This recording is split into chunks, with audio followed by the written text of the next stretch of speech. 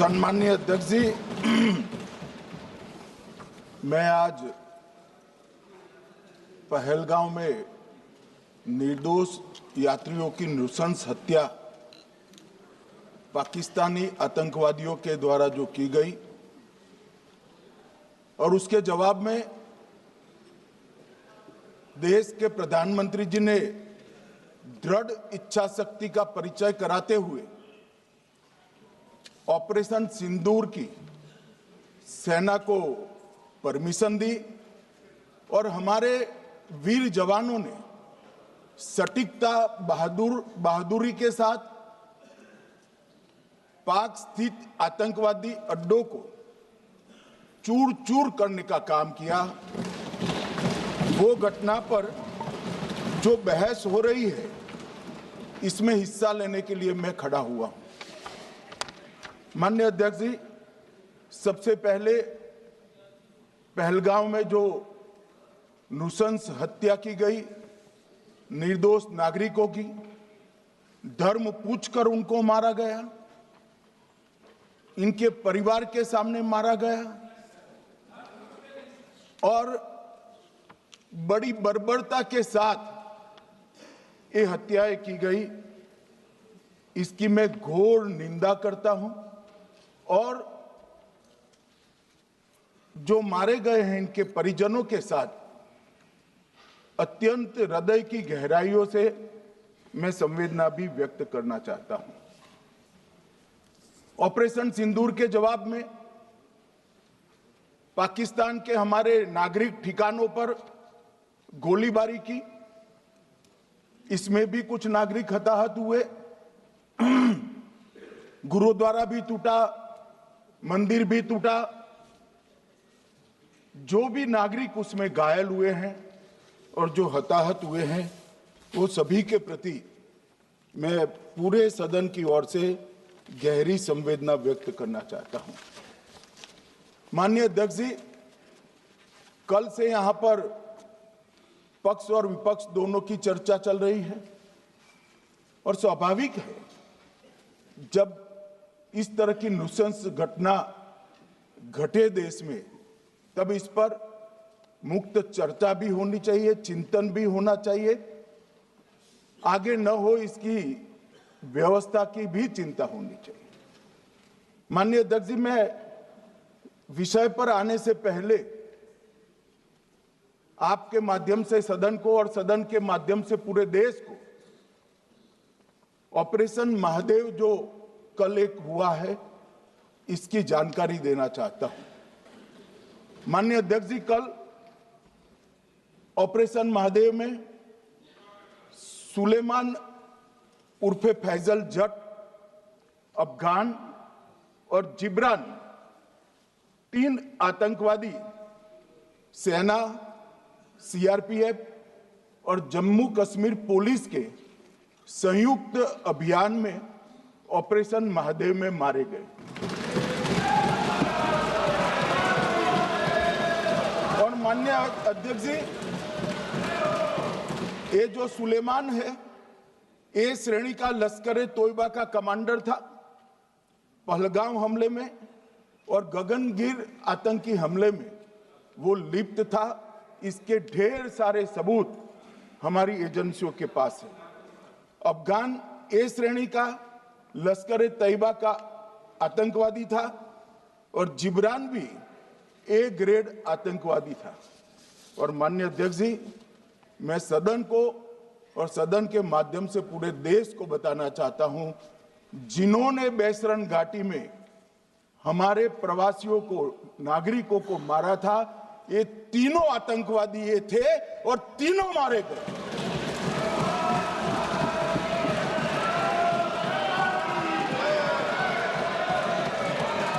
और मान्यवर,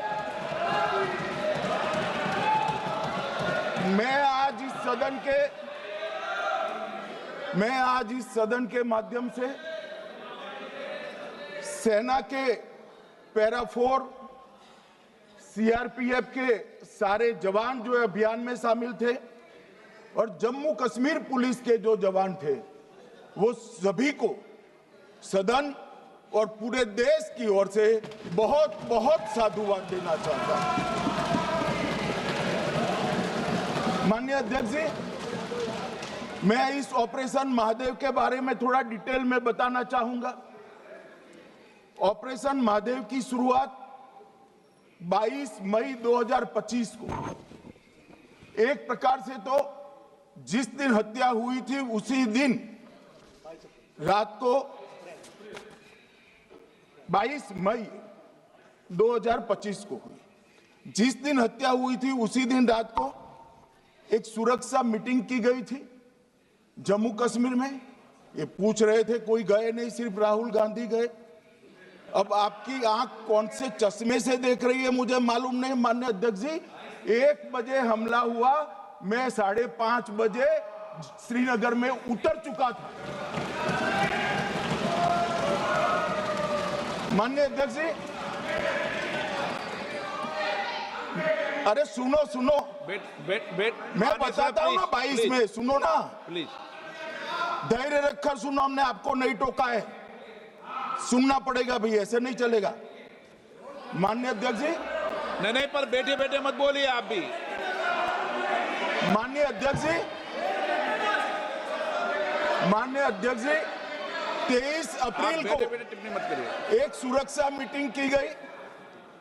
सभी सुरक्षा बल, सेना, CRPF, BSF, Jammu Kashmir police, और सबसे पहले उसमें निर्णय किया गया कि जो नृशंस हत्यारे हैं वो देश छोड़कर पाकिस्तान भाग न पाए, इसकी हमने पुख्ता व्यवस्था की और भागने नहीं दी। 22 मई को आईबी के पास एक ह्यूमन इंटेल आई और एक क्षेत्र के अंदर, दाची गांव क्षेत्र के अंदर आतंकवादियों की उपस्थिति की सूचना मिली। आईबी और सेना द्वारा दाचीकाम क्षेत्र में अल्ट्रा सिग्नल कैप्चर करने के लिए जो इंस्ट्रूमेंट हमारी एजेंसियों ने बनाए हैं, इसके द्वारा इस सूचना को पुख्ता करने के लिए मई से 22 जुलाई तक लगातार प्रयास किए गए। ठंड में ऊंचाइयों पर हमारे सेना के अधिकारी पैदल इनके सिग्नल प्राप्त करने के लिए घूमते रहे, आईबी के अफसर भी घूमते रहे, सीआरपीएफ भी घूमती रही, और मान्यवर 22 जुलाई को हमें सफलता मिली। सेंसर्स के माध्यम से आतंकवादी होने की पुष्टि मिल गई। तब 4 पैरा जो हमारी सेना का एक हिस्सा है, उसकी नेतृत्व में 4 पैरा के जवान, सीआरपीएफ के जवान और जम्मू कश्मीर पुलिस के जवान मान्यवर एक साथ ये आतंकवादियों को घेरने का काम किया। सेना, सीआरपीएफ, जम्मू कश्मीर पुलिस की मीटिंग भी की गई। जो 5 ह्यूमन एसेट्स थे उनको भी वहां भेजा गया, और कुल मिलाकर कल जो ऑपरेशन हुआ, इसमें हमारे निर्दोष नागरिकों को मारने वाले तीनों आतंकी मौत के घाट उतार दिए। मान्यवर, तीनों के नाम मैंने बताए हैं, सुलेमान उर्फे फैजल जट, अफगान और जिब्रान। मान्यवर, वो तो एक आशंका थी कि यही लोगों ने घटना की है, मगर मैं बाद में एनआईए की जांच पर आता हूं, एनआईए ने पहले से ही इनको, जिन्होंने आसरा लिया था, वो लोगों को गिरफ्तार कर रखा था। उनको खाना पहुंचाने वाले लोगों को अपने कब्जे में रखा था। तो जब आतंकवादियों के शव श्रीनगर आए, इनसे पहचान कराई गई। 4 लोगों ने पहचान लिया, यही 3 लोग थे जिन्होंने पहलगांव में आतंकी घटना को, मगर हमने इस पर भी भरोसा नहीं किया मान्यवर, कोई जल्दबाजी नहीं की। हमने जो आतंकी घटना स्थान से कारतूस मिले थे, वो कारतूस का एफएसएल रिपोर्ट पहले से करा कर रखा था, और चंडीगढ़ सेंट्रल एफएसएल के अंदर बैलिस्टिक रिपोर्ट के आधार पर उनका रिपोर्ट तैयार था। जब ये कल आतंकवादी मारे गए, इनकी 3 राइफलें पकड़ी गई। एक M9 अमेरिकन राइफल थी और 2 AK-47 राइफल थी। जो कारतूस मिले थे वो भी M9 और AK-47 के भी थे, मगर हमने इससे भी संतोष नहीं माना। ये राइफलों को एक विशिष्ट विमान के द्वारा कल रात को 12 बजे चंडीगढ़ पहुंचा गया और पूरी रात फायरिंग कर इसके भी खाली खोखे जनरेट किए गए। 2 खोखों का मिलान किया गया, राइफल की नाली और निकले हुए खोखों का भी मिलान हो गया। तब ये तय हो गया कि इन्हीं 3 राइफलों से हमारे निर्दोष नागरिक मारे गए। और मान्यवर, आज मैं सदन को बताते हुए बहुत खुश हूं। मोदी जी ने ऑपरेशन सिंदूर कर आतंकवादियों को जिन्होंने आतंकवादियों को भेजा था, उनके आकाओं को जमीन में मिलाने का काम किया था। सेना और CRPF ने वो आतंकवादियों को भी समाप्त कर दिया। और मान्यवर,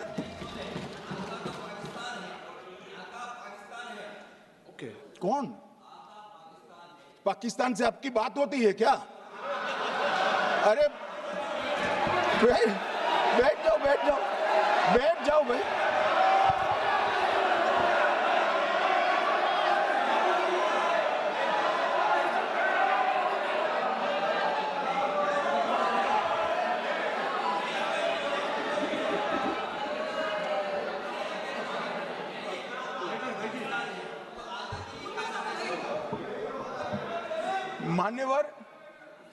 मान्यवर, मैं बताता हूं कैसे इनके आका मारे गए, वो भी नाम के साथ बताता हूं, जगह के साथ बताता हूं, घंटे, मिनट और सेकंड के साथ बताता हूं। मान्यवर, मैं तो अपेक्षा करता था कि जब एक सूचना सुनेंगे पक्ष विपक्ष में खुशी की लहर दौड़ जाएगी, मगर ये स्याही पड़ गई इनके चेहरे। ये क्या है मान्यवर, किस तरह की पॉलिटिक्स? भाई आतंकवादी मारे गए, आपको इसका भी आनंद नहीं है?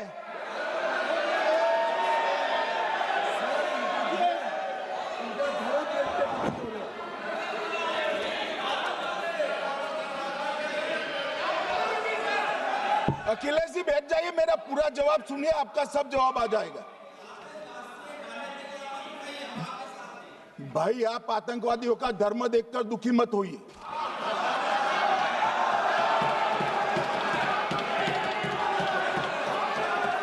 अखिलेश बैठ जाइए यार।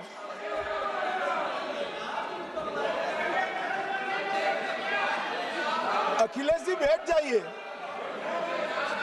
मान्यवर, किसी को संशय रखने की जरूरत नहीं है। बैलिस्टिक रिपोर्ट मेरे पास है, मेरे हाथ में है और 6 वैज्ञानिकों ने इसको क्रॉस चेक किया है। सुबह 4:46 पर फोन पर मुझे 6 ने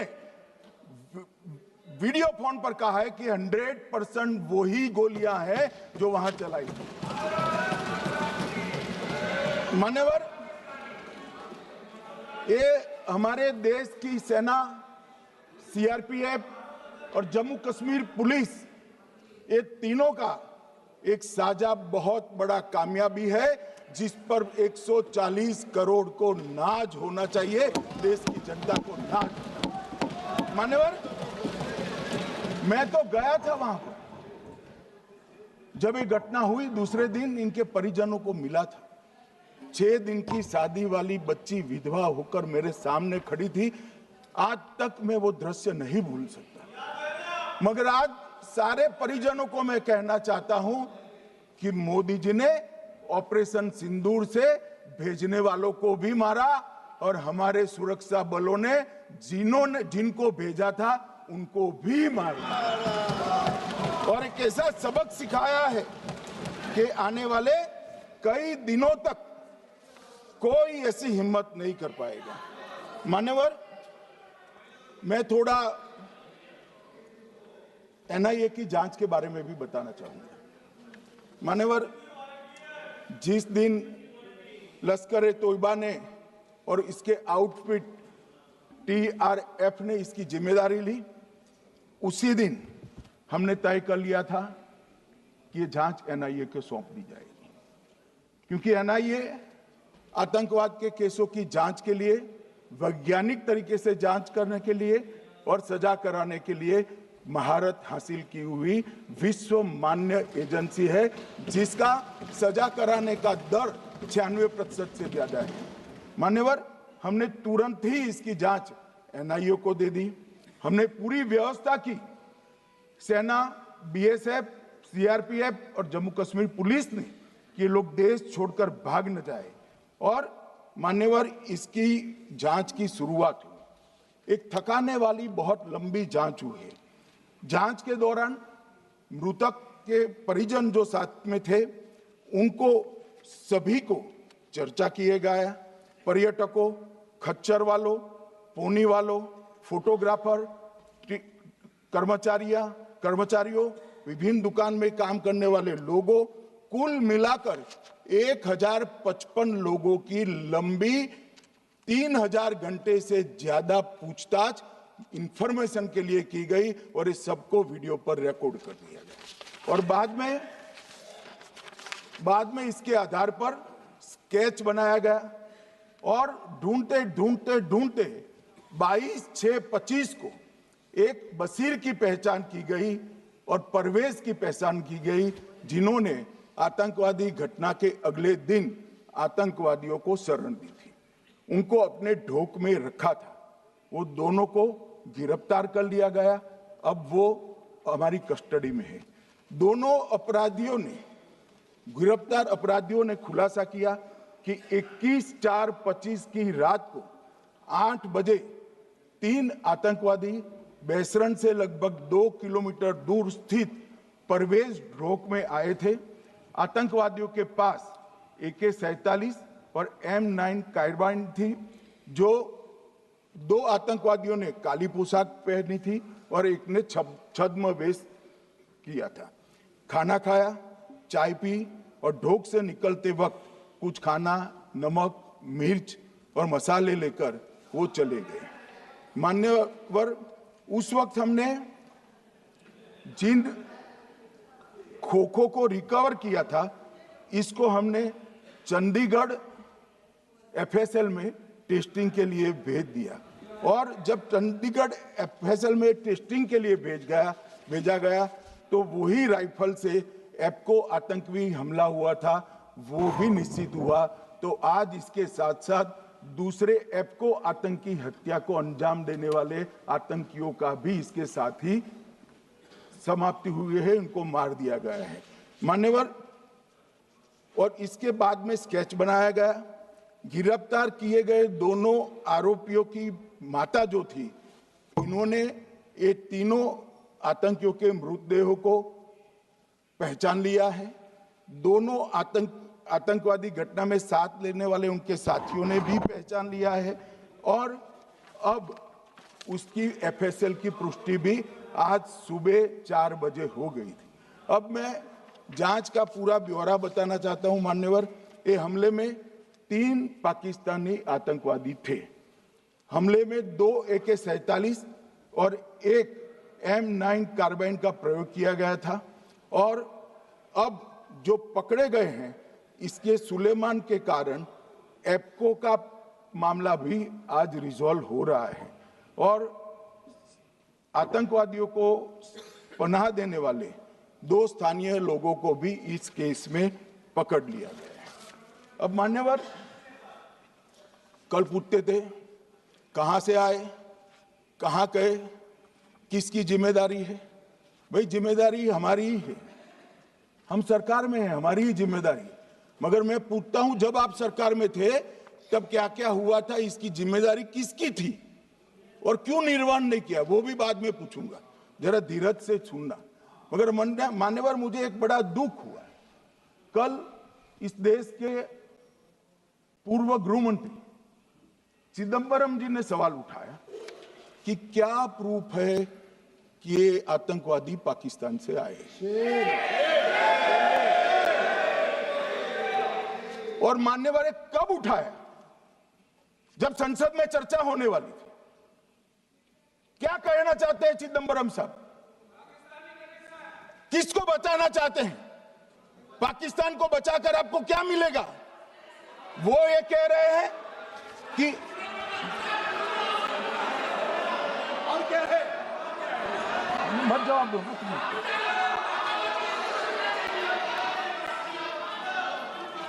मान्यवर, हमारे पास, मैं आज चिदंबरम साहब को कहना चाहता हूं, मैं आज चिदंबरम साहब को आपके माध्यम से कहना चाहता हूं, हमारे पास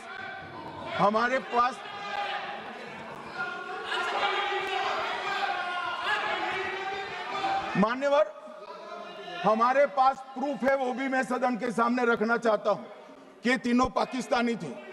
3 में से 2 के पाकिस्तान के वोटर नंबर भी आज हमारे पास उपलब्ध है। मान्यवर, ये राइफलें हैं, ये राइफलें भी हमारे पास उपलब्ध है। इनके पास से जो चॉकलेटें मिली हैं, वो चॉकलेटें ढोक में से मिली, वो भी पाकिस्तान की बनाई हुई चॉकलेट है। मान्यवर, ये कहते हैं कि पाकिस्तानी नहीं थे, इसका मतलब पूरी दुनिया के सामने इस देश का एक पूर्व गृह मंत्री पाकिस्तान को क्लीन चिट दे रहा है।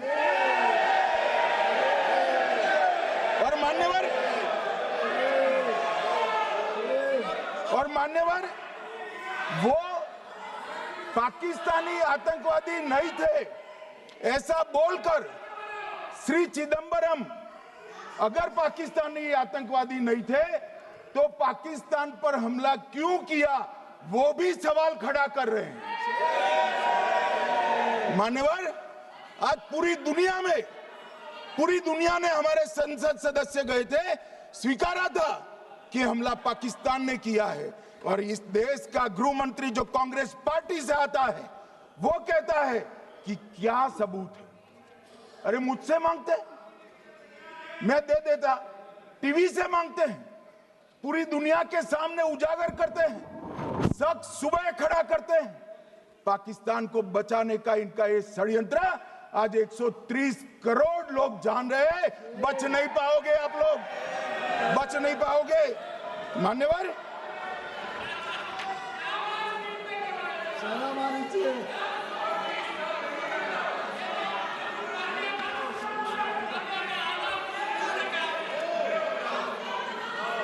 मान्यवर,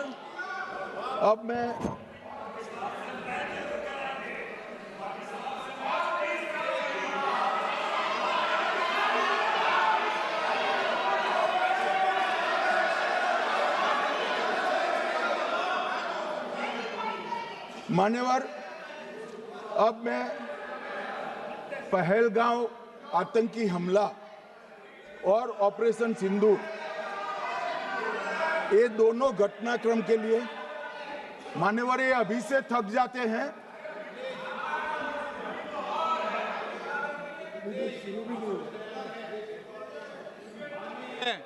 प्लीज बैठिए।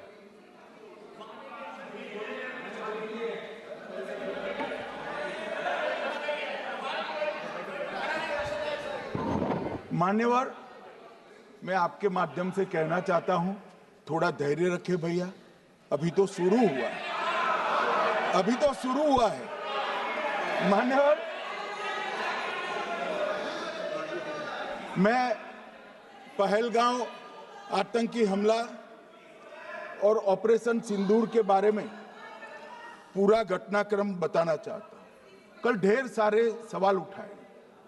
वैसे तो मुझे लगता था कि कल रक्षा मंत्री जी के भाषण के बाद शायद कांग्रेस पार्टी सपोर्ट में भाषण देना शुरू करेगी और अगर थोड़ी बहुत जनता की इच्छा की परख होती तो वो ही करते, मगर नहीं करा, क्योंकि रक्षा मंत्री जी ने बहुत बारीकी से ऑपरेशन सिंदूर की सफलता, इसकी जरूरियात, इसकी प्रासंगिकता और इसके परिणाम, इसके बारे में बहुत अच्छे तरीके से सदन के माध्यम से पूरी देश की जनता के सामने रखा जाए।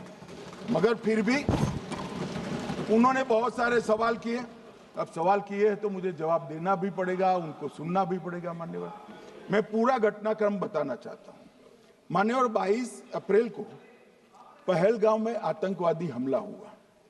इसमें 26 लोग मारे गए, 25 भारतीय और 1 नेपाली नागरिक। हमने उसी वक्त मैं श्रीनगर जाने के लिए निकल गया। रात को ही सुरक्षा बलों की मीटिंग कर ये भाग न पाए इसकी व्यवस्था की। माननीय मोदी जी ने 23 और 30 अप्रैल को सीसीएस की मीटिंग चेयर की। ये कह रहे हैं, मैं आज बताना चाहता हूं कि सीसीएस की 23 अप्रैल की मीटिंग में क्या हुआ। सबसे पहला कांग्रेस पार्टी का ब्लंडर था सिंधु जल संधि, इसको स्थगित करने का काम नरेंद्र मोदी जी ने किया। हमने अटारी के माध्यम से एकीकृत जांच चौकी जो चलती थी उसको बंद कर दिया। पाकिस्तानी नागरिकों के सार्क वीजा को सस्पेंड कर सभी को वापस पाकिस्तान भेजने का काम किया। पाकिस्तान स्थित उच्चायोग ने रक्षा, सैन्य, नौसेना के सलाहकारों को अवांछनीय व्यक्ति घोषित किया। संख्या को 55 से घटाकर 30 किया और सीसीएस ने ये संकल्प लिया कि जहां पर भी ये आतंकवादी छुपे हैं उनको और उनकी ट्रेनिंग करने वाले अड्डों को सेना, पुलिस, सीआरपीएफ, बीएसएफ उचित जवाब देगी। मान्यवर, जिस तारीख को ये हुआ उसी दिन ये निर्णय हो चुका। मान्यवर, इसके बाद में कल गोगाई जी कहते थे मोदी जी 24 को पहलगाम जाने की जगह बिहार गए। सुनो यार। मान्यवर, मोदी जी जब ये पहलगाम घटना हुई यहां नहीं थे, विदेश में थे। आने के बाद तुरंत सीसीएस बैठक की और मोदी जी जिस दिन बिहार गए उस दिन पहलगाम में कुछ नहीं, कोई नहीं था, सिर्फ राहुल गांधी थे। सारे लोग चले गए थे, सारे लोग वहां से अपने अपने ठिकाने पर चले गए थे। मगर इन्होंने एक बात कही, उस पर मेरी आपत्ति है। मान्यवर, उन्होंने कहा 24 अप्रैल को चुनावी भाषण किया। मान्यवर, देश का नेतृत्व करने वाले देश के प्रधानमंत्री की फर्ज होती है कि देश की संप्रभुता पर, देश के नागरिकों पर अगर ऐसा जघन्य हमला होता है तो जनता की भावनाओं के अनुरूप जवाब देना चाहिए। मान्यवर, मैं आज आपकी परमिशन से मोदी जी के बिहार भाषण के कुछ अंश पढ़ना चाहता हूं। कोट अनकोट है। 22 अप्रैल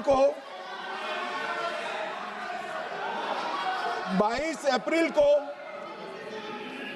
पहलगाम का यह हमला केवल निहत्थे पर्यटकों पर नहीं बल्कि पूरे भारत की आत्मा पर एक दुस्साहसपूर्ण प्रहार है। आतंकवाद के प्रति दृढ़ और कड़ा रुख, आतंकियों और इसके हमले की साजिश रखने वालों की कल्पना से भी बढ़कर उनको सजा दी जाएगी। मान्यवर, महत्वपूर्ण है आतंकियों और इसकी साजिश रचने वाले दोनों को। आतंकियों की बची खुची जमीन भी मिट्टी में मिलाने का समय आ गया है। 140 करोड़ भारतीय इस बात के लिए एकजुट है कि आतंक के आकाओं की कमर तोड़ दी जाएगी। भारत हरेक आतंकवादी और उनके समर्थकों की पहचान करेगा, उनका पता लगाएगा और उन्हें दंडित करेगा। आतंकवाद कभी भी भारत की आत्मा नहीं तोड़ पाएगा। न्याय सुनिश्चित करने का मैं हर संभव प्रयास करूंगा। अनकोट। अब इसमें किसी को चुनावी भाषण दिखाई पड़ता है तो उसकी समझ शक्ति पर बहुत सारे सवालिया निशान लग जाते हैं। ये चुनावी भाषण नहीं है। आतंकवाद के खिलाफ लड़ने का 140 करोड़ भारतीयों का प्रतिघोष है जो मोदी जी ने वहां दिया। इनको चुनावी भाषण दिखाई पड़ता है, जैसे चश्मे होते हैं ऐसी ही दृष्टि होती है। मान्यवर, इसके बाद 30 अप्रैल को मान्यवर 30 अप्रैल को सीसीएस की बैठक हुई, पहले 23 को हुई थी। उसमें सशस्त्र बलों को पूर्ण ऑपरेशन की फ्रीडम दे दी गई। प्रधानमंत्री मोदी जी ने सीसीएस की उपस्थिति में रक्षा मंत्री, एनएसए और सेनाओं के प्रमुख के साथ बैठकर पूर्ण ऑपरेशनल फ्रीडम देने का काम किया और इसके बाद ये ऑपरेशन सिंदूर हुआ। मान्यवर, ऑपरेशन सिंदूर 7 मई को रात को 1:04 से 4 मिनट से 1:24 तक चला। उसमें पाकिस्तान के 9 आतंकी ठिकानों को ध्वस्त कर दिया और पूरी दुनिया ने इसके दृश्य देखे। साहब, इससे बड़ा संयमित हमला नहीं हो सकता। आजकल दुनिया में युद्ध चल रहे हैं, हम देख रहे हैं, बच्चे मर रहे हैं, महिलाएं मर रही, निर्दोष मर रहे हैं। हमने 9 आतंकी अड्डों को समाप्त किया, परंतु एक भी सिविलियन नहीं मारा गया, केवल और केवल आतंकी मारे गए। स्थान थे मरकज सुभान अल्लाह बहावलपुर, मरकज तैयबा मुरीद के, महमूना जाया कैंप सियालकोट, अरे नाम सुनो काम में आएंगे, सरजाल camp Sialkot, Sawai Nala camp Muzaffarabad, Syedna Bilal camp Muzaffarabad, Gulpur camp Kotli, Barnala camp बिंगबर्ग और अब्बास कैंप कोटली। मान्यवर, सर्जिकल स्ट्राइक और एयर स्ट्राइक में हमने पाक ऑक्यूपाई कश्मीर में ही हमला किया, एक प्रकार से भारत के हिस्से पर ही हमला किया। पाक ऑक्यूपाई कश्मीर हमारा ही है, तो हमने तो हमारे हिस्से में हमला किया। मगर इस बार 100 किलोमीटर अंदर घुसकर पाकिस्तान की भूमि पर आतंकवादियों को तबाह करने का काम। और मान्यवर, ये आतंकी वो के ठिकानों पर हमला हुआ, इसमें मारा कौन गया? हाफिज मोहम्मद जमील जैसे मोहम्मद के प्रमुख मौलाना मसूद अजहर के बहनोई, मुदस्सर खादियान मरकज तैयबा मुरीद का प्रमुख, याकूब मलिक जेएम पदाधिकारी, मोहम्मद हमसा जमील जेएम ऑपरेटिव, मोहम्मद यूसुफ अजहर गंभीर रूप से घायल था फिर मारा गया, जैसे मोहम्मद का आमिर, मोहम्मद हसन खान गंभीर रूप से घायल था फिर मारा गया, जेएम ऑपरेटिव मोहम्मद हसन गंभीर रूप से घायल हुआ, अब्दुल मलिक, खालिद अबू अक्स और नोएम मलिक, इनका कोई पता ठिकाना नहीं। और मान्यवर, ये पूछते थे मुझे कल कि पहलगांव के दोषी कहां गए, वो पहलगांव के दोषी कहां गए? ये जो मैंने, अरे सुनो ना यार, ये जो 10 मैंने नाम पढ़े हैं, इसमें से 8 ये चिदंबरम एंड कंपनी के समय में आतंकवादी घटना घटाने वाले लोगों को नरेंद्र मोदी जी ने मारा। ये हमें पूछते हैं कहां गए? अरे भाई, आपके समय में जो छुप गए थे उनको चुन चुन कर हमारी सेना ने समाप्त कर दिया है। और ये 10 नहीं, कल राजनाथ जी घबराते घबराते बोले हैं, अब ऑथेंटिक शब्द का है, मैं बढ़ा नहीं सकता, मगर कम से कम 100 लोगों को हमारी सेना ने समाप्त, 100 से अधिक लोगों को हमारी सेना ने समाप्त करने का काम। मान्यवर, और इस पर भी गर्व नहीं कर सकते आप? इस पर भी गर्व नहीं कर सकते?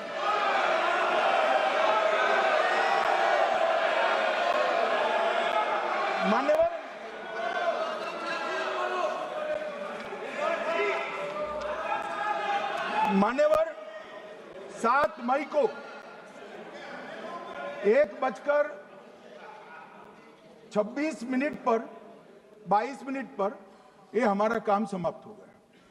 हमारे डीजीएमओ ने उनके डीजीएमओ को बता दिया कि भाई हमने आतंकवादी हमलों पर स्थानों पर सिर्फ हमला किया है, इनके हेडक्वार्टर पर हमला किया है, जो हमारा आत्मरक्षा का अधिकार है।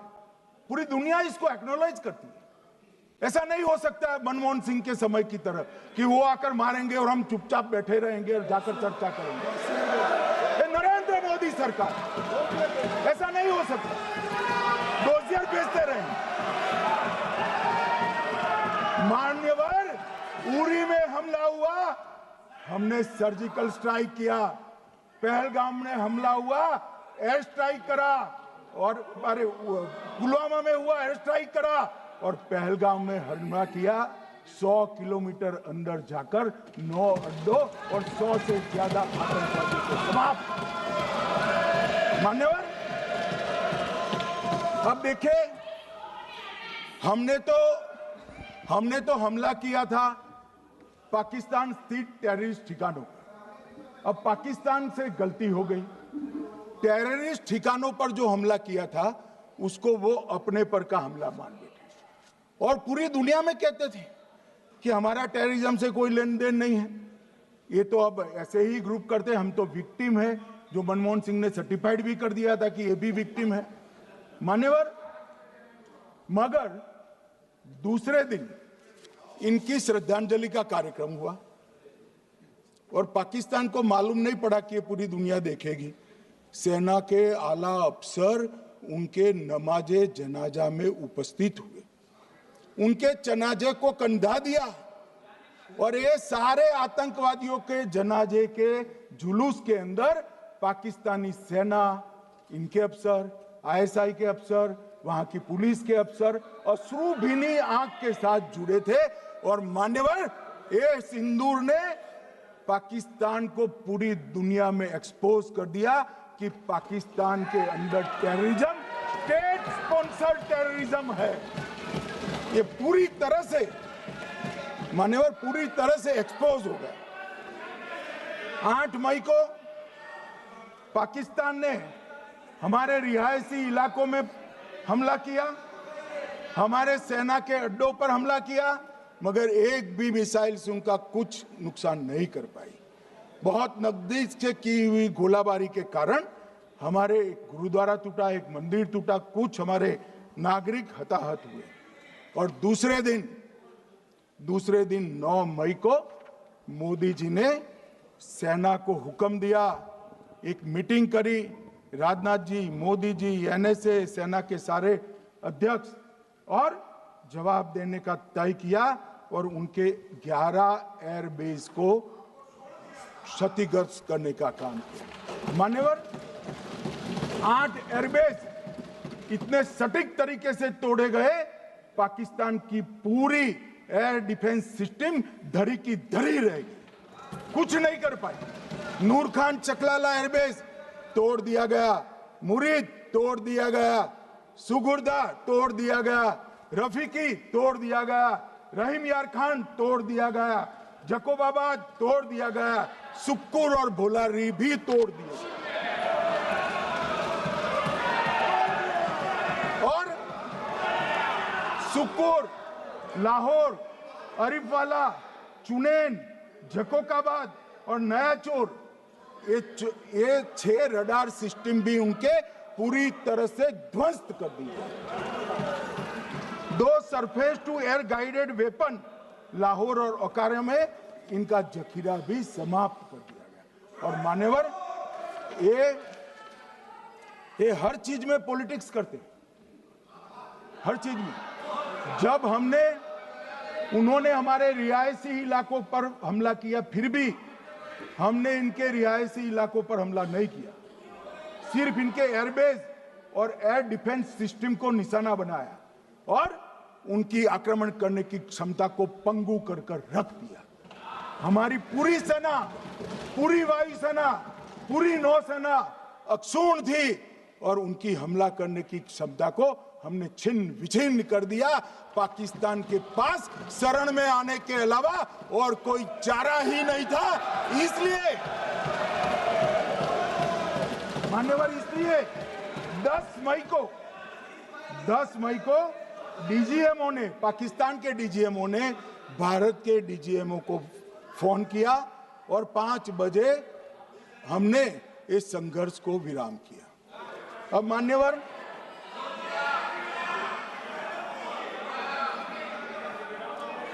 ये लोग कल सवाल उठा रहे थे कि इतनी अच्छी पोजीशन में थे, आपने युद्ध क्यों नहीं किया? युद्ध के कई परिणाम होते हैं मान्यवर, करना न करना वो सोचकर करना पड़ता है। मगर मैं इसी देश के इतिहास से कुछ घटनाएं बताना चाहता हूं। 1948 में मान्यवर कश्मीर में हमारी सेनाएं निर्णायक बढ़त पर थी। सरदार पटेल ना बोलते रहे, जवाहरलाल नेहरू जी ने एक तरफा युद्ध विराम कर दिया। और मान्यवर मैं बड़ी जिम्मेदारी के साथ कहता हूं, मैं इतिहास का विद्यार्थी हूं, पाक ऑक्यूपाई कश्मीर का अगर अस्तित्व है तो जवाहरलाल नेहरू जी की ये युद्ध विराम के कारण है। इसका जिम्मेदार जवाहरलाल नेहरू है।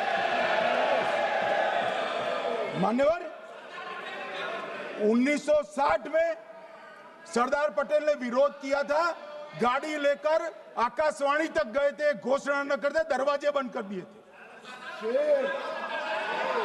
मान्यवर 1960 में सिंधु जल पर भौगोलिक व रणनीतिक रूप से हम बड़े मजबूत थे और उन्होंने सिंधु समझौता क्या किया?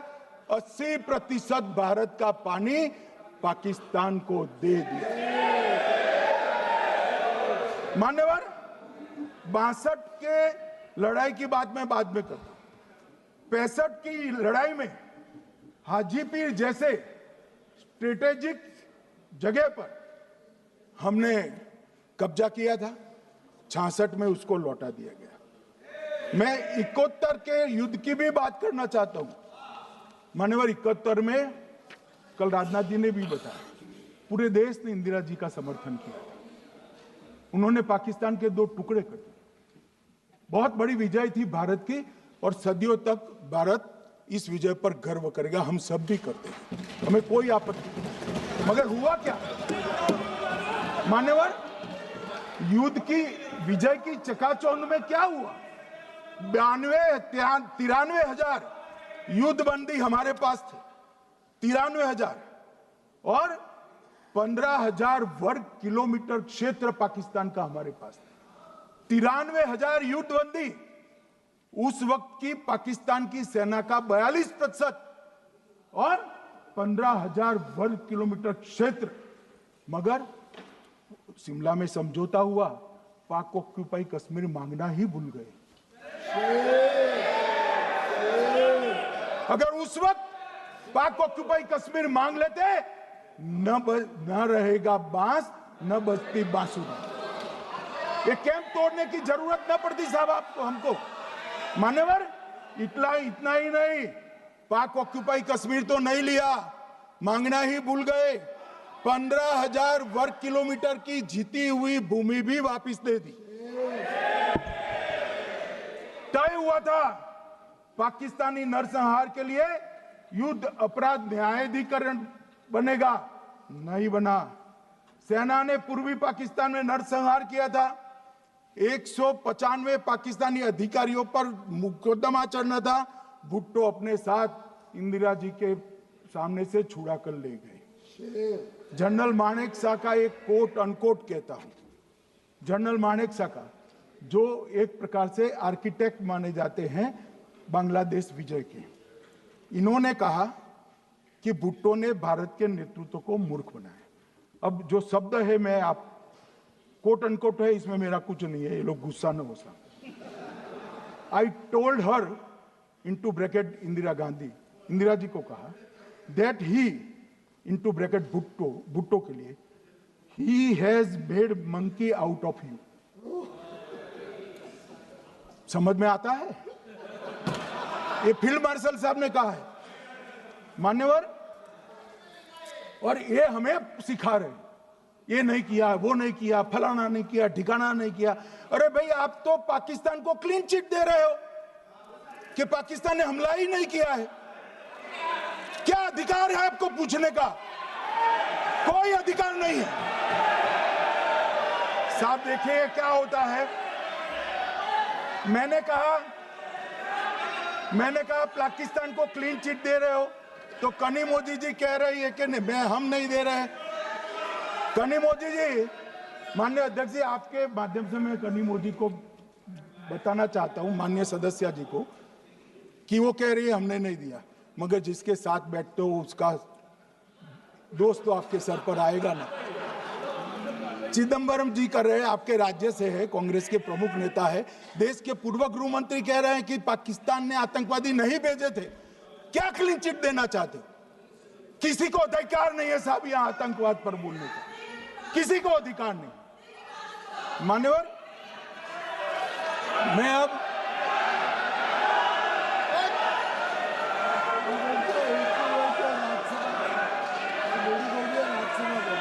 मान्यवर, मैं उनको बताना चाहता हूं, अभी आधा भी नहीं हुआ है, जरा सुनो।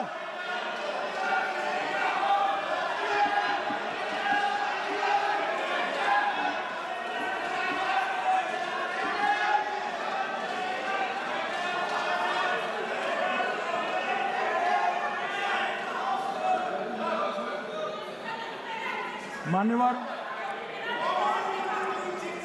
62 के चिन्ह में क्या हुआ, 62 के युद्ध में क्या हुआ? मन ये अभी कल कुछ कांग्रेस के सदस्य चीन का सवाल पूछ रहे थे। मैं आज पूछना चाहता हूं, 62 के युद्ध में क्या हुआ? 38,000 वर्ग मीटर, पूरा सदन ध्यान से सुने, 38,000 वर्ग मीटर अक्साई चीन का हिस्सा चीन को दे दिया गया। और वर्ग किलोमीटर ही बोला, वर्ग किलोमीटर। और मान्यवर, ऐसी ही चर्चा उस वक्त सदन में हुई। मैं तो बड़ी गंभीरता से जवाब दे रहा हूं, मुझे बोलने नहीं देते। जवाहरलाल नेहरू जी ने क्या कहा? वहां घास का एक तिनका भी नहीं उगता है, वो जगह को क्या करो। तो एक संसद सदस्य ने, नेहरू जी का सर मेरे जैसा था, महावीर प्रसाद त्यागी जी ने कहा कि आपके सर पर भी एक बाल नहीं, वो चीन बेच दे क्या?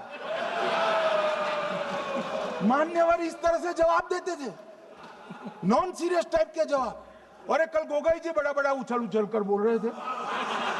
अरे गोगोई जी, आपको मालूम है उन्होंने चीन के बारे में, आसाम के बारे में क्या क्या था? आसाम को आकाशवाणी पर बाय बाय कह दिया था। रिकॉर्डिंग है, रिकॉर्डिंग है।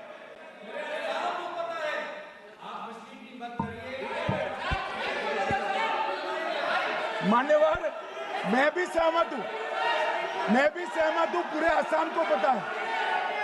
मान्यवर,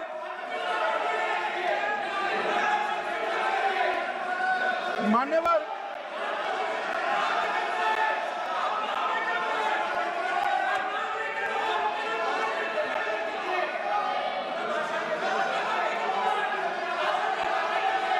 मान्यवर, मुझे मालूम है पूरे आसाम को पता है, इसीलिए तो वो विरोध पक्ष में बैठे हैं वहां पर आसाम में, पूरे आसाम को पता है। और मान्यवर,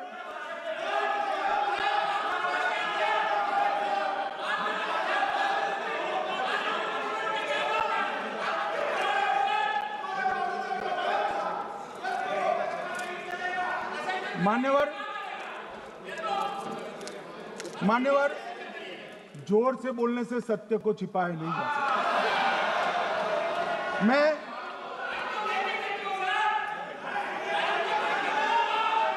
मान्यवर, मैं selected works of Jawaharlal Nehru series volume 29 पृष्ठ 231 पर से एक जवाहरलाल नेहरू जी के पत्र को कोट करना चाहता हूं।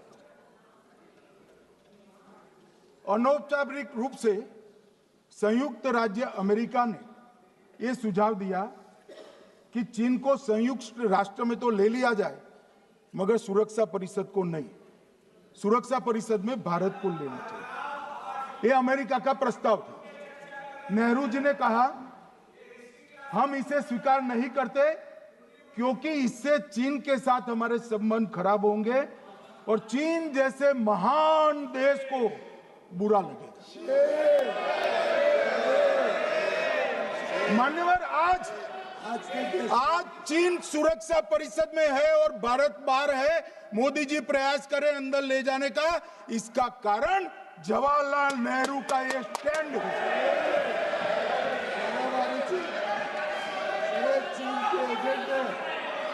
और मान्यवर, ये तो पीढ़ी दर पीढ़ी चलता आ रहा है। राजीव गांधी फाउंडेशन ने चीन के साथ एमओयू कर दिया। अब कहते नहीं है कि एमओयू में क्या था, ये तो बताओ भाई, क्या एमओयू किया था राजीव गांधी फाउंडेशन ने? और जब डोकलाम में हमारे सेना के जवान चीन की सेना के सामने आंख में आंख डालकर बैठे थे, वो चीन के राजदूत के साथ राहुल गांधी मीटिंग कर। ये मान्यवर ऐसा नहीं है। जवाहरलाल नेहरू, सोनिया गांधी, राहुल गांधी, तीन पीढ़ी तक के चीन का प्रेम उतरता जा रहा है। मान्यवर,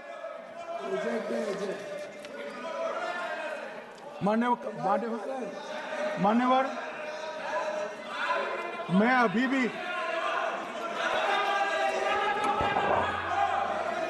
भी एक बात इस महान सदन के माध्यम से देश की जनता को कहना चाहता हूं, जो मेरी मान्यता है। ये सारी आतंकवाद की जड़ पाकिस्तान है और पाकिस्तान कांग्रेस पार्टी की भूल है। पार्टीशन स्वीकार न करते पाकिस्तान कभी न होता। इन्होंने पार्टीशन को स्वीकार कर देश को तोड़ा है। मान्यवर, कल विदेश मंत्री जी बता रहे थे शर्म अल शेख सम्मेलन का बलूचिस्तान ब्लंडर, जिसने पाकिस्तान को हमारे साथ चर्चा करने के लिए इक्वल फुटिंग पर ला दिया। मान्यवर, अब ये टेररिज्म की बात करते हैं। मैं इसमें भी पूरे देश की जनता को टेररिज्म की विगत 20 साल की स्थिति से अवगत कराना चाहता हूं। मान्यवर, अटल जी की सरकार थी। 2002 में टेररिज्म को समाप्त करने के लिए अटल जी की सरकार, एनडीए की सरकार, भाजपा सरकार पोटा का कानून लेकर आई। मान्यवर, मैं सदन को याद कराना चाहता हूं, पोटा कानून का विरोध किसने किया था? किसने किया? कांग्रेस पार्टी ने किया। हमारे पास बहुमत नहीं था राज्यसभा में। मजबूरन हमने कानून को घिर गया, मजबूरन संयुक्त सत्र बुलाना पड़ा और पोटा कानून संयुक्त सत्र में पारित हुआ।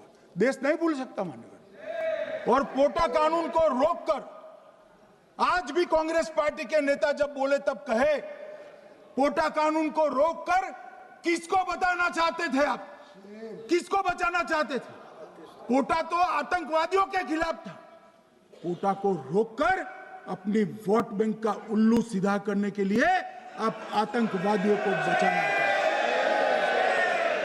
और मान्यवर, 2004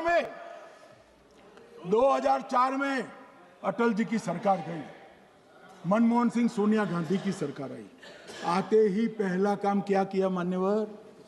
पहली ही कैबिनेट में पोटा कानून को रद्द कर दिया। मैं फिर से पूछता हूं, किसके फायदे के लिए कांग्रेस पार्टी ने पोटा कानून रद्द किया? जवाब दीजिए जरा यहां पर।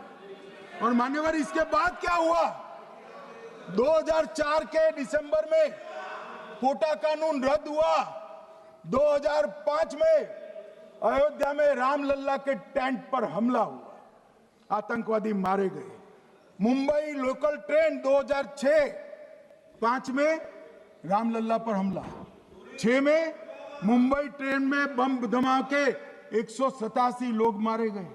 2006 डोडा उधमपुर में हिंदुओं पर हमला, 34 लोग मारे गए। 2007 हैदराबाद 44 लोग मारे गए।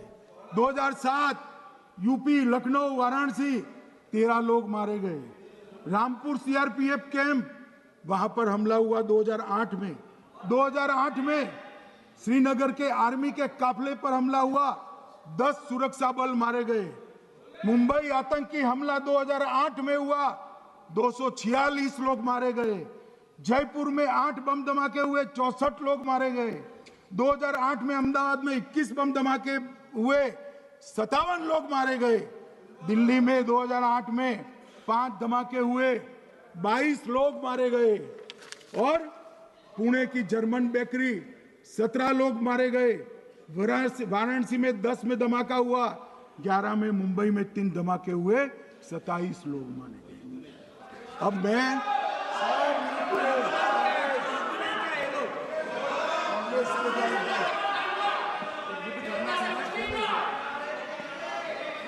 मान्यवर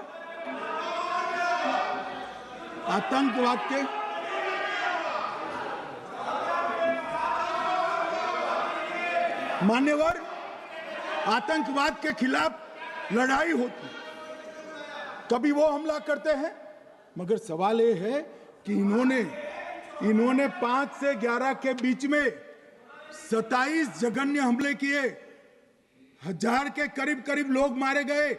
आपने क्या किया? क्या किया आपने? जवाब दीजिए, क्या किया? और मैं राहुल गांधी जी को चैलेंज देना चाहता हूं, इन्होंने इस आतंकवादी हमलों के खिलाफ उनकी सरकार ने जो कदम उठाए, यहां खड़े रहकर हिम्मत से बताए देश की जनता को, कुछ नहीं किया मान्यवर। ये यहां से आतंकवादियों की फोटो पाकिस्तान भेजते रहे, डोजियर भेजते रहे। और मान्यवर ये कहते हैं कि आपके समय में भी हमले हुए। मैं उनको अंतर समझाना चाहता हूं, वो देख नहीं पा रहे। मान्यवर, हमारे समय में जो भी आतंकवादी घटना हुई, पाक प्रेरित और कश्मीर सेंट्रिक हुई। देश के हिस्से में 2014 से 2025 तक एक भी घटना नहीं हुई है मान्यवर। ये नरेंद्र मोदी सरकार है मान्यवर। और कश्मीर में भी आज स्थिति ऐसी हुई है, उनको पाकिस्तान से आतंकवादी भेजने पड़ते हैं।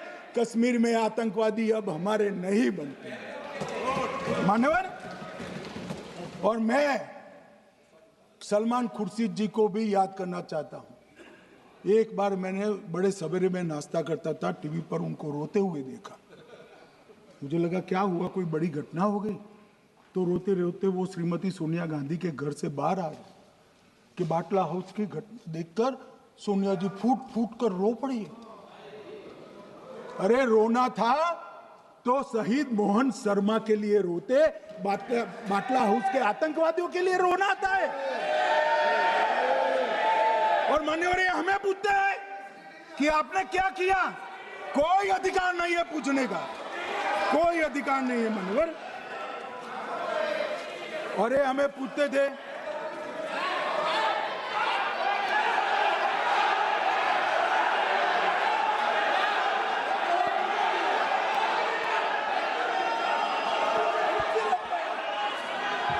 मान्यवर, अभी 25% बाकी।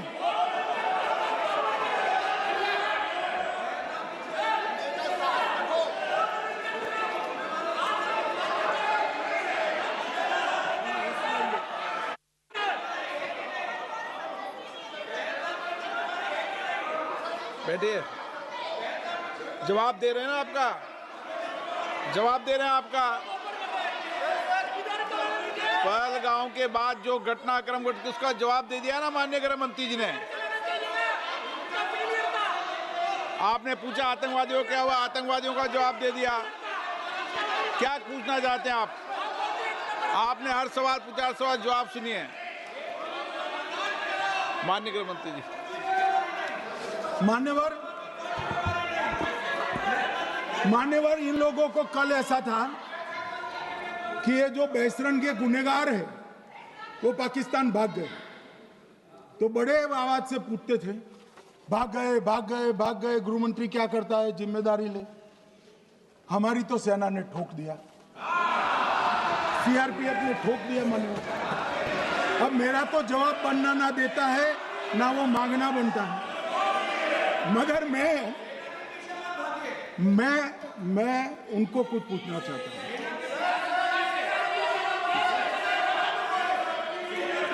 मान्यवर,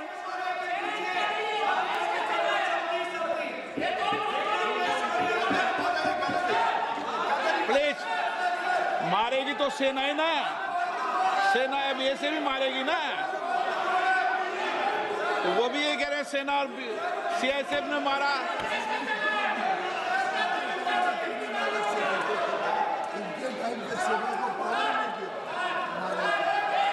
मान्यवर ये कहते हैं, साहब इसको बिठाओ जरा।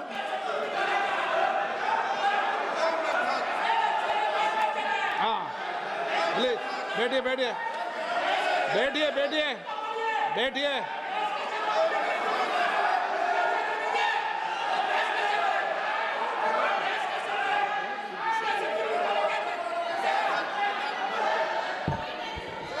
सबको मान्यवर, ये लोग मुद्दा उठाना चाहते हैं तो जरूर उठाए। मैं आज सुबह ही सलमान खुर्शीद जी का वो इंटरव्यू मेरे मोबाइल में रिजर्व कर आया हूं। आप जब भी कहोगे ये पूरे टीवी पर बताने के लिए मैं तैयार हूं। सेव कर आया हूं। इनकी इच्छा है तो कल एक समय तय करिए, यहां बता दीजिए चारों टीवी में, और देश की जनता भी देख ले।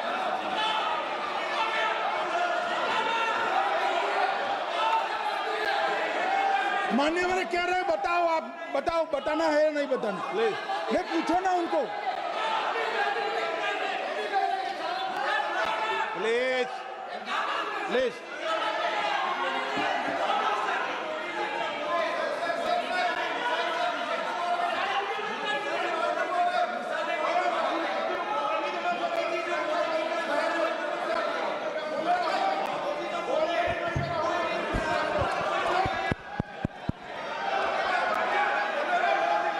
बिट्टू बैठ जा।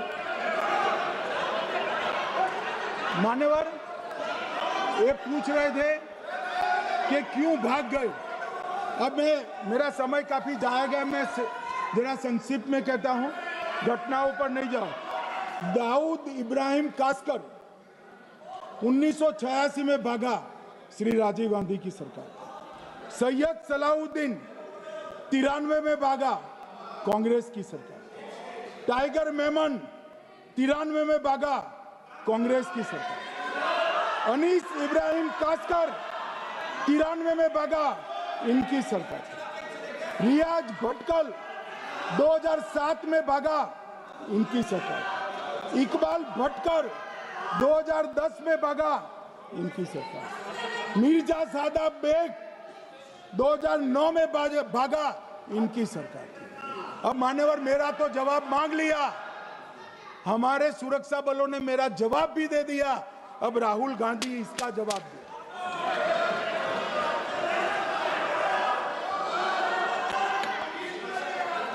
मान्यवर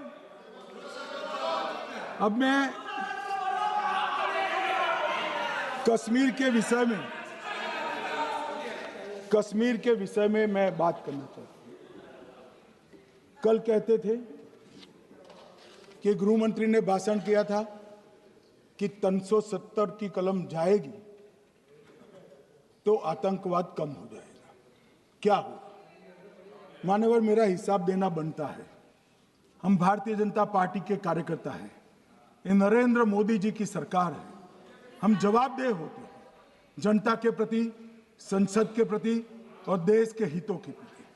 मैं आज देश की जनता के सामने 2004 से 14 और 2015 से 25 10-10 साल का लेखा जोखा रखना चाहता हूं।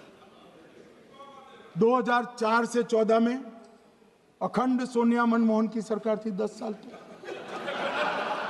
और 15 से 25 अखंड रूप से नरेंद्र मोदी जी की सरकार। कश्मीर में टेरर इंसिडेंट 7,217 हुए थे 2004 से 14 में। 70% की कमी के साथ 2150 हो गए 1525। नागरिकों की मृत्यु 2004 से 14 में 1770 हुई, 2015 से 25 में कम होकर 357 हो गई, 80%। सिक्योरिटी फोर्सेस की मृत्यु 1060 हो गई उस वक्त, और हमारे समय में 542 हुई, और टेररिस्टों की मृत्यु में 123% की वृद्धि हुई। ये हमें पूछ रहे हैं क्या हुआ? आंकड़े से भाग नहीं सकते भाई, आंकड़े से भाग नहीं सकते। और अब मैं कहता हूं कि धारा 370 ने कश्मीर में आतंकवादी इकोसिस्टम को नष्ट कर दिया है, जिस धारा 370 को आपने इतने साल तक बचा कर। हमने जीरो टेरर प्लान बनाया है, एरिया डोमिनेशन प्लान बनाया है, मल्टी लेवल डिप्लॉयमेंट किया है, सुरक्षा जेलें बनाई हैं, 98% ट्रायल अब वीडियो पर हो रहे हैं। हमने संचार साधन बसाए हैं और 702 फोन विक्रेता जेल में डाले, 2667 सिम कार्ड बन गए। हमने एक जमाना था साहब, 10-10 हजार लोगों के जनाजे निकलते थे। पूरे देश ने घटनाएं देखी होगी, बुरहान वानी मर गए, फला मर गए, ढिका मर गए, 10-10 हजार। अब जो मारा जाता है उसको वही दफना दिया जाता है। किसी भी आतंकवादी को उसका महिमा मंडन करने के लिए जनाजे की इजाजत नरेंद्र मोदी के शासन में नहीं। मान्यवर, आतंकवादियों के सगे वाले और समर्थक चुन चुन कर हमने नौकरियों से निकाले, पासपोर्ट रद्द कर दिए हैं, गवर्नमेंट कॉन्ट्रैक्ट रद्द कर दिए हैं, 75 से ज्यादा आतंकी समर्थकों को कोर्ट से ऑर्डर लेकर सरकार से बर्खास्त कर दिया गया है। बार काउंसिल उनके समर्थकों से भरी थी, सस्पेंड कर नया लोकप्रिय चुनाव हमने कराया है। मान्यवर, कई संगठन बैन करे, मैं बाद में बताता हूं। विशेष यूएपीए अदालतें बनाई हैं, लगभग मार्च 22 से 25 के बीच में यूएपीए के 2267 मामले हमने जब्त किए हैं, दर्ज किए हैं, 374 कुर्की किए हैं। और परिणाम क्या है मान्यवर? ये पूछ रहे हैं परिणाम क्या है? शुतुरमुख वृत्ति से अगर मिट्टी में सर रखकर बैठोगे तो कुछ नहीं, सूर्य भी नहीं दिखेगा। मान्यवर, परिणाम आया है। पहले ऑर्गेनाइज टॉन पेल्टिंग साल की 2654 होती थी एवरेज इन केस में। कितनी मान्यवर? 2654 पथराव होते हैं, 2024 में 0 हो गए। मान्यवर, ऑर्गेनाइज हड़ताल पाकिस्तान से ऐलान करते थे, घाटी बंद रहती थी। पाकिस्तान की भी हिम्मत नहीं है, घाटी में भी हिम्मत नहीं है। इनके समय में साल में 132 दिन घाटी बंद रहती थी, अब ऑर्गेनाइज हड़ताल 3 साल से 0 है। मान्यवर, टॉन पेल्टिंग में नागरिकों की मृत्यु हर साल 112 होती थी, 3 साल से नागरिकों की मृत्यु 0 है। मान्यवर, जख्मी होते थे 6235 लोग टॉन पेल्टिंग में, आज 0। मान्यवर, आज मैं बताता हूं, एक समय में हुर्रियत के नेताओं को यहां वीआईपी ट्रीटमेंट मिलती, हुर्रियत के साथ चर्चा करते थे, और ये हुर्रियत वाले आते थे, रेड कारपेट पूरा रोड खाली कर सीधा आता था, और मनमोहन सरकार के दूत इनके साथ चर्चा करते थे। सारे हुर्रियत के कंपोनेंट हमने बैन कर दिए हैं, सारे जेल की सलाखों के पीछे। हम कोई हुर्रियत से बात करना नहीं चाहते। मैं सदन में नरेंद्र मोदी जी की नीति दोहराना चाहता हूं। हुर्रियत टेररिस्ट संगठनों के आउटफिट है, हम इनसे बात नहीं करेंगे। हम अगर किसी से बात करेंगे तो घाटी के युवाओं के साथ बात करेंगे, हुर्रियत के साथ बात करेंगे। मान्यवर, चुनाव के दौरान डर का माहौल होता था, अब 98.3% मतदान हुआ पंचायत चुनाव। कांग्रेस की बंद बहिष्कार का समय बंद हो गया। सेपरेटिस्ट बात करना चाहते थे, अब वो नहीं कर सकते। और मान्यवर, 2019 के बाद हमने कितने संगठन बैन करे, मैं बोलना चाहता हूं, थोड़ा समय चाहिएगा मान्यवर। The TRF, people's anti fascist front, Tehreek ul Mujahideen, Jamaat ul Mujahideen Bangladesh Hindustan, Jammu Kashmir Ghaznavi force, Khalistan tiger force, Hizb ut Tahrir, Jamaat Islami, जो जमात इस्लामी ने पूरे पाकिस्तान के अंदर एक प्रकार से अलगाववाद का जहर घोला, वो जमात इस्लामी आज बंद कर दिया गया। Jammu Kashmir liberation front, Jammu Kashmir democratic freedom party, Muslim league Jammu Kashmir, Tehreek Hurriyat, Muslim conference सुमजी गुट, Jammu Kashmir national front, Jammu Kashmir people's freedom league, Jammu Kashmir people's league, Jammu Kashmir Ittehadul Musalman Awami action committee, Sikh for justice और पॉपुलर फ्रंट ऑफ इंडिया को भी हमने बैन किया। और ये शांति ऐसे नहीं हुई है। और ये कहते हैं कि एक भी घुसपैठ नहीं होती है। कभी गए हो आप पाकिस्तान? तो कई बार गए हो गए आप सीमा पर गए हो? पाकिस्तान तो कई बार गए हो, फिर से बोलता हूं, सीमा पर गए हो, सीमा के माध्यम से पाकिस्तान गए हो। हमारे जवानों की कठिनाई देखो साहब, -43 डिग्री में पहाड़ पर रहकर नदी नालों के बीच में चौकी करते हैं। कोई घुस गए तो क्या हुआ? कोई घुस गया, वो बचेगा नहीं।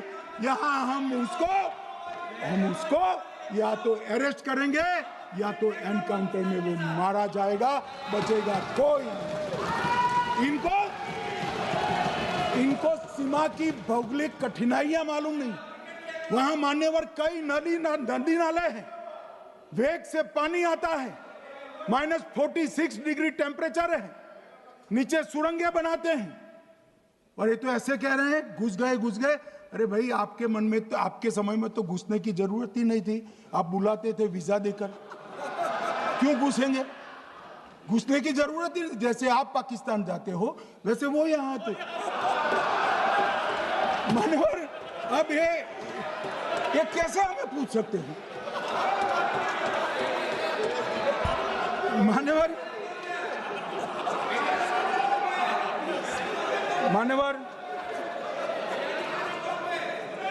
मैं समझ रहा हूं मान्यवर, मैं समझ रहा हूं पोटा का विरोध करने वाले को नरेंद्र मोदी की आतंकवादी विरोधी नीति नहीं पसंद आई। मैं समझ रहा हूं पोटा रद्द करने वाले को नरेंद्र मोदी जी की एंटी टेरर नीति पसंद नहीं आई। मैं समझ रहा हूं टेररिस्टों का बचाव कर वोट बैंक बनाने वालों को एक कोई नीति पसंद नहीं आएगी। मानवर, इसका विरोधी होना है। परंतु मैं आज एक बात यहाँ सदन के सामने आपके माध्यम से सदन को और दुनिया को बताना चाहता हूँ। मानवर, ये नरेंद्र मोदी सरकार है, टेररिज्म के खिलाफ हमारी जीरो टॉलरेंस की नीति है, ऑफर है, और हम विजयी हो। और मान्यवर, मैं फिर से अंत में ऑपरेशन महादेव में जुड़े हुए सेना, CRPF और जम्मू कश्मीर पुलिस के सभी जवानों को 2 हाथ जोड़कर प्रणाम कर बहुत बहुत साधुवाद।